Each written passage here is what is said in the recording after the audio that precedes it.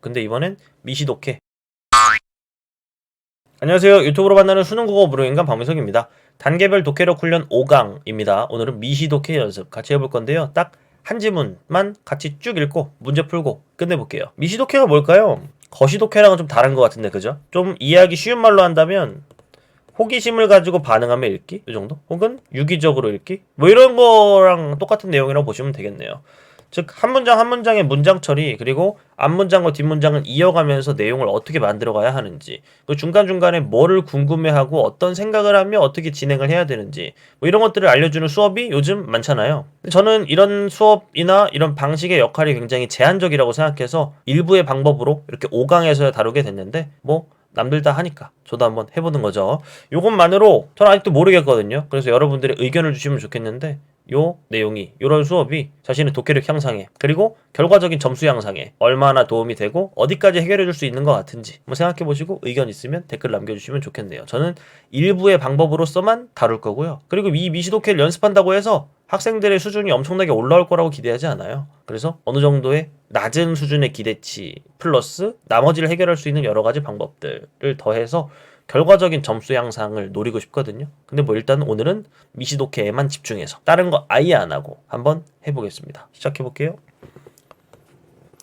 구독, 좋아요.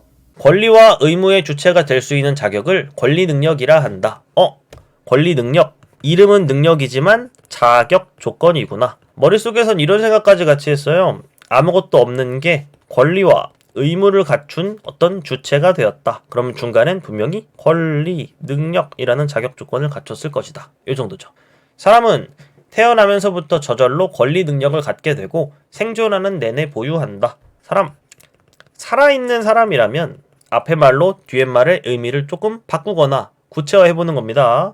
무조건 권리와 의무의 주체예요. 왜? 권리 능력을 가졌으니까. 뒤로 갑니다. 그리하여 사람은 재산에 대한 소유권의 주체가 되며 권리네요. 다른 사람에 대하여 채권을 누리기도 하고 채무를 지기도 한다. 요즘은 이런 거예요, 여러분. 채권과 채무에 대해 옛날에는 설명을 해줬는데 그런 거 설명 안 해줘요. 이 채권과 채무에 대해 반응하는 방법 두 가지. 첫 번째, 공부해서 알아준다. 기출지문을 공부하고 내용 정리를 조금 하는 것만으로도 채권과 채무에 대해서는 알 수 있어요. 두 번째, 이 지문 안에서 어떻게든 해결한다. 이 지문 안에서 해결하는 것만 보여드릴게요. 채권은 권리고요. 채무는 의무일 거예요. 어떻게 알아? 누린다고 했고 권으로 끝나요. 진다고 했고 무로 끝나요. 그리고 앞에선 권리와 의무의 주체가 된다고 했어요. 그럼 아마도 채권이 권리고 채무가 의무겠죠. 갑니다. 사람들의 결합체인 단체도 일정한 요건을 갖추면 법으로서 부여되는 권리 능력인 법인격을 취득할 수 있다. 얘는 단체 버전의 권리 능력인가 봐요. 그리고 이게 있으면 이 단체도 뭐가 될 수 있을까요? 권리와 의무의 주체가 될 수 있겠죠. 더 나아간다면 채권을 누리기도 하고 채무를 지기도 할 것 같습니다. 단체 중에는 사람들이 일정한 목적을 갖고 결합한 조직체로서 구성원과 구별되어 독자적 실체로서 존재하며 운영기구를 두어 구성원의 가입과 탈퇴에 관계없이 존속하는 단체가 있다. 이를 사단이라 하며 사단이 갖춘 이러한 성질을 사단성이라 한다. 사단이라는 게 있구나. 이것만으로는 부족해요. 사단이 갖춘 이러한 성질이라고 했잖아요. 사단성이 뭔데 물으면 우리는 할 말이 없을 거예요. 이러한 성질을 묶어서 알고 있어야 돼요. 여기부터 여기까지. 이게 바로 이러한 성질입니다. 문장과 문장을 붙여 읽는다는 것의 기본은 뭐냐면 이렇게 접속어, 지시어에 반응하면서 지시어가 나왔다면 그 말을 찾아서 내용을 연결해 놓는 거. 뭐 이런 것들을 의미하게 되죠. 사람들이 일정한 목적을 가지고 결합한 조직체여야 합니다. 그리고 두 번째, 구성원과 구별되어 독자적 실체로서 존재해야 합니다. 세 번째, 운영기구를 둘 거고요. 네 번째, 구성원이 탈퇴를 해도 결국 그 사단은 남아있어야 돼요. 구별된다는 게 그런 거구나. 탈퇴해도 존속되는 거 보니까 구별되는 게 확실하다. 독자적 실체라는 건 그런 의미구나. 그게 바로 사단성이고, 이런 사단성을 갖추고 있는 단체를 사단이라고 한다. 사단의 구성원은 사원이라고 한다. 사단은 법인으로 등기되어야 법인격이 생기는데, 법인격, 즉 단체 버전의 권리 능력을 갖추는 절차네요.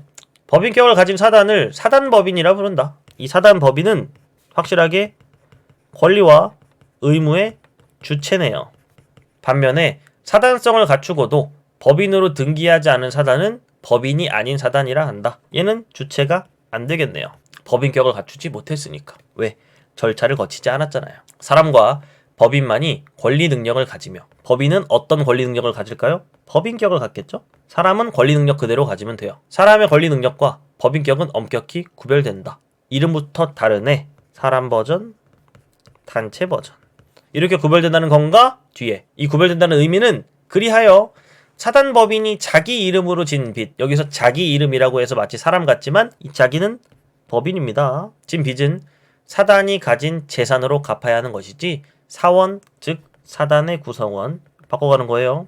개인에게까지 책임이 미치지 않는다. 왜? 아니 사단도 법인격을 갖췄기 때문에 사단법인이라고 한 거잖아요. 그 사단법인이 자기 이름으로 빚을 졌어요. 즉 돈을 가져갔겠죠? 그리고 갚아야 되는 의무가 발생했다고요. 의무의 주체는 누구인가? 사단법인이다. 얘는 사람이 아니잖아. 이런 얘기 안 하겠죠. 단체 버전인 법인격을 갖췄기 때문에 얘도 권리와 의무의 주체가 된다고요. 사원 개인에게까지 당연히 미치지 않겠죠. 왜? 독자적 실체니까. 돼요? 여기까지가 1문단이었어요. 아무리 미시독해라고 하더라도 한 문단 끝나면 요건 두 가지는 해야 됩니다. 1문단은 이런 얘기를 했군. 그러니 2문단부터는 이런 얘기가 나오겠어. 자연스럽게 정리와 예측 5초 정도만 하시면 돼요. 정리해볼게요. 처음엔 사람의 권리 능력을 얘기했지만 그건 페이크에 불과했어. 결국 사단이 갖추고 있는 어떤 법인격에 대한 이야기를 하고 싶었던 것 같고, 단체지만 사람과 비슷하게 권리와 의무의 주체가 될 수 있는데 채권을 누리기도 하고 채무를 지기도 하나 봐. 그래도 엄격히 구별된다고 했는데 그건 사람이어서 단체여서 라기보단 뒤에 얘기를 하려고 했던 것 같아. 사단법인으로 진 빚은 사단법인이 갚는다. 사원인 그 개인들이, 사람이 갚는 것이 아니다. 뭐 이런 이야기를 하고 있었다 하는 거죠. 그 밑에 회사도 사단의 성격을 갖는 법인이다. 사단성을 갖췄나? 회사의 대표적인 유형이라 할 수 있는 주식회사. 이젠 회사 얘기가 나오다가 주식회사가 나오네요. 그죠? 주주들로 구성되며 주주들은 보유한 주식의 비율만큼 회사에 대한 지분을 갖는다. 아, 주주들이라는 건 지분을 갖는 녀석들이구나. 더 가볼게요. 그런데 2001년에 개정된 상법은 한 사람이 전액을 출자하여 1인 주주로 회사를 설립할 수 있도록 하였다. 특이하네. 1인 주주 회사. 사단성을 갖추지 못했다고 할 만한 형태의 법인을 인정한 것이다. 뭔 소리가 돼야죠. 사단성을 갖추지 못했다고 왜? 그 왜를 하려면 뭘 알아야 되죠? 사단성이 뭔지 알아야 되죠. 사단성은 이러한 성질이었는데요. 이러한 성질은 뭔데? 이 괄호 처음부터 끝까지요. 사단성을 갖추지 못했다고 했어요. 얘의 특징은 딱 하나. 1인 주주로 회사를 설립했다 하는 것밖에 없는데 왜 사단성을 갖추지 못했다고 하는 걸까요? 독자적 실체가 아니어서 여러 가지 생각할 수 있겠지만 결국 이거예요. 사람들이 설립해야 돼요. 사람들이 결합한 조직체여야 돼요. 근데 얘는 1인이죠. 사람들이 아니어서. 이런 읽기가 되냐는 거예요. 또 여러 주주가 있던 회사가 주식의 상속, 매매, 양도 등으로 말미암아 모든 주식이 한 사람의 소유로 되는 경우가 있다. 결국 또 1인 주주네요. 이런 1인 주식회사, 1인 주주 사단성 X 이렇게 되는 겁니다. 1인 주주가 회사의 대표이사가 되는 사례가 많다. 꼭 그런 건 아니지만 1인 주주가 곧 회사의 대표이사가 되나봐요. 이처럼 또 연결하죠. 1인 주주가 회사를 대표하는 기관이 되면 기관? 이거예요. 회사를 대표하는 기관 밑에 대표이사라고 쓸 수 있냐 뭐 이런 내용이죠. 쓸 수 있어요? 경영의 주체가 개인인지 회사인지 모호해진다. 당연히 개인이지 하겠지만 회사도 법인이기 때문에 주체가 될 수 있습니다. 이 경영은 뭘 의미하는 걸까요?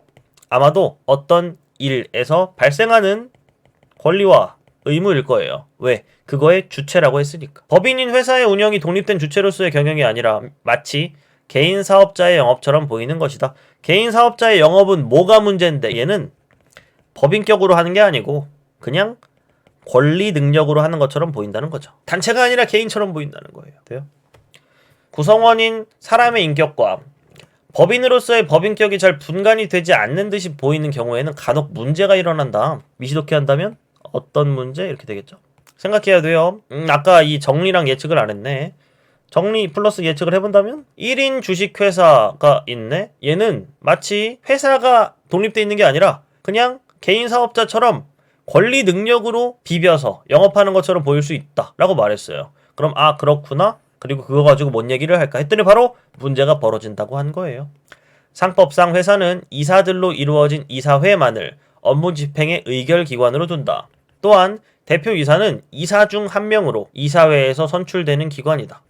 대표이사는 이사 중에 뽑히나 봐요. 이사들끼리. 왜? 이사회는 이사들로 이루어져 있고요. 대표이사는 이사들 중 한 명인데 여기 선출되거든요. 이사들끼리 모여서 대표를 뽑아서 그 사람이 대표이사가 되고 그 대표이사는 회사를 대표하는 기관인 거예요. 이사의 선임과 이사의 보수는 주주총회에서 결정하도록 되어 있다. 선임과 보수 모두 다 여기서 결정. 그런데 주주가 한 사람뿐이면 1인 주주, 사실상 그의 뜻대로 될 뿐 이사회나 주주총회의 기능은 퇴색하기 쉽다. 정리 안 됐으면 정리하고 가야 돼요. 머릿속이든 손이든 좋아요. 주주총회에서 이사를 선임합니다. 그 이사들이 모여서 뭘 만들죠? 이사회를 조직하죠. 그리고 여기 안에서 대표를 선출합니다. 이게 되려면 주주가 여러 명이어야 합의를 해서, 즉 개인의 의견대로 되지 않고 여러 사람의 의견이 모여서 이사가 선임될 것이고, 그 이사들이 이사회를 보다 투명하게 조직할 수 있을 것이며, 그 이사회에서 이사들 중에 여러 사람의 의견이 담긴 각각의 이사들 중에 한 이사를 뽑아서 대표이사가 되고, 이 대표이사는 회사를 대표하는 기관이 되는 뭐 그런 구조잖아요. 근데 이 주주총회가 1인 주주로 이루어져 있고 혼자 총회를 한다면 이사 선임은 누구로 하죠? 구성원이 없는데. 이사회는 누가, 대표이사는 누가 되고, 그래서 1인 주주가 대표이사가 되는 사례가 많다고 했구나. 뭐 이런 걸 알게 되는 거죠. 심한 경우에는 여기요. 회사에서 발생한 이익이 대표이사인 주주에게 귀속되고, 대표이사인 주주, 1인 주주겠죠? 회사 자체는 허울만 남는 일도 일어난다. 뭔 소릴까요? 회사에서 이익이 발생해요. 이익이 발생했다는 건 뭔가 열심히 투입된 게 있겠죠? 이익이 발생했는데 그걸 회사가 가져야 돼요. 왜? 회사에서 발생했으니까. 얘는 독자적인 실체잖아요. 근데 그걸 주주가, 대표이사인 주주가 가져가요. 회사 자체는 허울만 남는다. 이 허울은 적어도 뭐가 없는 상태? 이익은 없어졌어요. 이익이 발생했는데 이익이 없어졌어. 그럼 뭐만 남을까요? 손해만 남겠죠? 즉 이익을 권리랑 대비시킨다면 권리는 없어지고 의무만 남게 되고, 그럼 대표이사인 주주는 뭐만 누릴까요? 의무는 누리지 않으려고 하고 아마 권리만 누리게 되겠죠. 이처럼 회사의 운영이 주주 한 사람의 개인 사업과 다름없이 이루어지고, 회사라는 이름과 형식은 장식에 지나지 않는 경우에는 회사와 거래 관계에 있는 사람들이 재산상 피해를 입는 문제가 발생하기도 한대요. 어떤 문제? 재산상 피해를 입는 문제. 돼요? 이때 그 특정한 거래 관계에 관련하여서만 예외적으로 회사의 법인격을 일시적으로 부인하고 회사와 주주를 동일시해야 한다는 법인격 부인론이 제기된다. 봐봐요. 결국 문제가 발생한다고 했어요. 문제는 왜 발생할까요?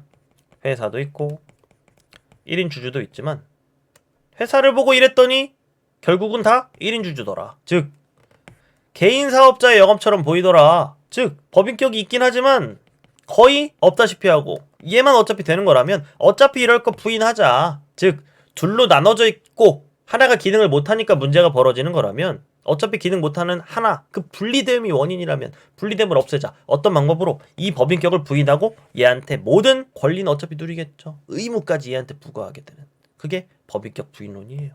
둘 중에 하나를 부인하니까 뭐만 남아요? 대표이사인 1인 주주의 어떤 권리 능력만 남겠죠. 돼요? 법률은 이에 대해 명시적으로 규정하고 있지 않지만 법원은 이를 받아들인다. 복잡하죠. 법인격 부인론은 법률 근거는 없어요. 하지만 법원은 인정해주는 겁니다. 문제 얼마든지 낼 수 있어요. 그 다음, 회사가 1인 주주에게 완전히 지배되어 회사의 회계, 주주총회나 이사회 운영이 적법하게 작동하지 못하는데도 회사에만 책임을 묻는 것. 누구에게 묻지 않고?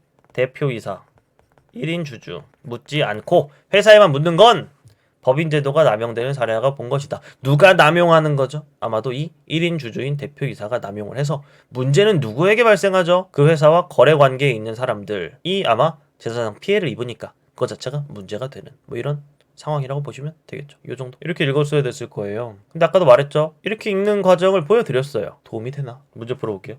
1번. 윗글을 통해 알 수 있는 내용으로 적절하지 않은 것 이랬어요. 사소한 습관, 아는 애 X 치는 겁니다. 1번. 사단성을 갖춘 단체는 그 단체를 운영하기 위한 기구를 둔다. 아까 운영기구 있었는데 최대한 뭐 하는 거냐면 원래랑 다르게 지문으로 안 돌아갑니다. 최대한. 2번. 주주가 여러 명인 주식회사의 주주는 사단의 사원에 해당한다. 회사는 꼭 사단은 아니었던 것 같은데? 근데 여러 명이면 아까 1인 주주의 회사는 사단성을 갖추지 못했다고 했어요. 왜? 사람들이 아니니까. 근데 얘는 사람들에 해당하죠? 그러면 회사가 사단이 돼요. 주주는 구성원이 되니까 사단의 구성원, 사원이 된다. 지울 수 있겠네요. 3번.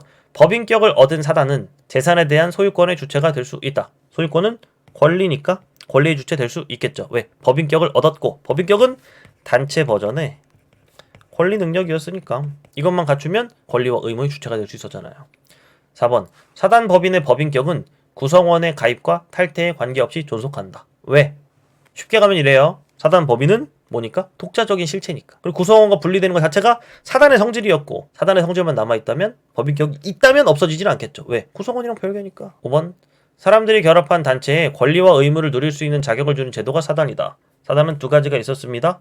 법인인 사단법인 그리고 법인이 아닌 사단도 있었죠. 즉 그 제도는 법인격을 부여하는 거였고 법인격을 부여하는 방법은 법인으로 등기하는 절차가 필요했다 하는 내용이었죠. 답은 5번. 실제로 좀 외워지는 것 같기도 한데요. 2번 대표이사는 주식회사를 대표하는 기관이다.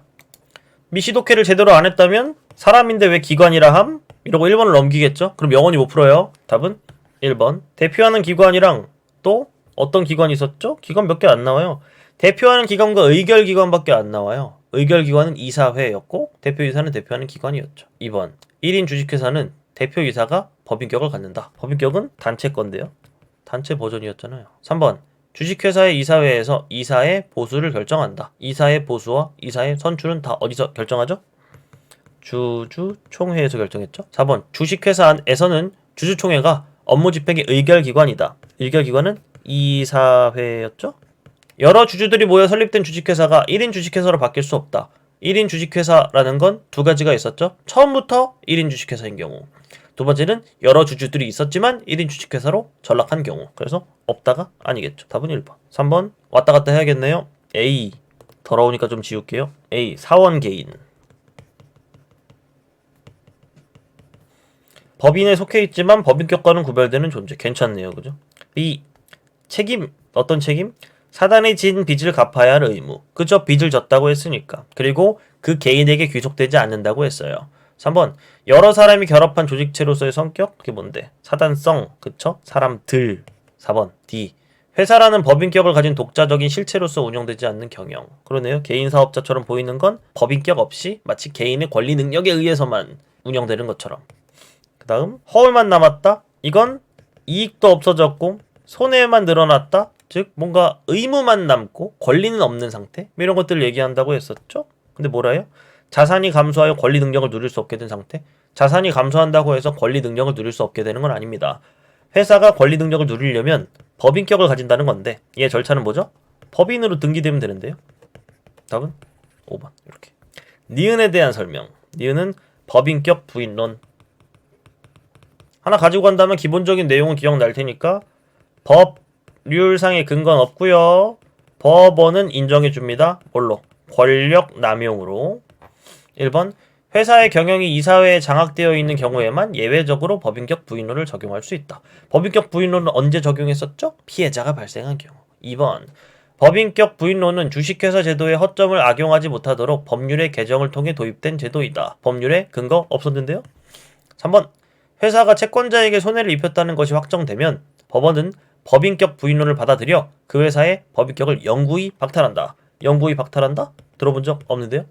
4번 법원이 대표이사 개인의 권리 능력을 부인함으로써 얘의 권리 능력을 부인한다고요? 아니요. 법인, 즉 회사의 능력을 없애주면서 누구에게 쏠리는 것이었다? 대표이사한테 권리와 의무를 쏠리게 하는 거였잖아요. 5번 특정한 거래관계의 법인격 부인론을 적용하여 회사의 법인격을 부인하려는 목적은 그 거래와 관련하여 회사가 진 책임을 주주에게 부담시키기 위함이다. 책임, 의무 또한 1인 주주에게 부담시키려고. 답은 5번이었죠. 거래와 관련해서 피해자가 발생했었잖아요. 그리고 5번의 답은 2번이 되고 뭐 이런 문제였습니다.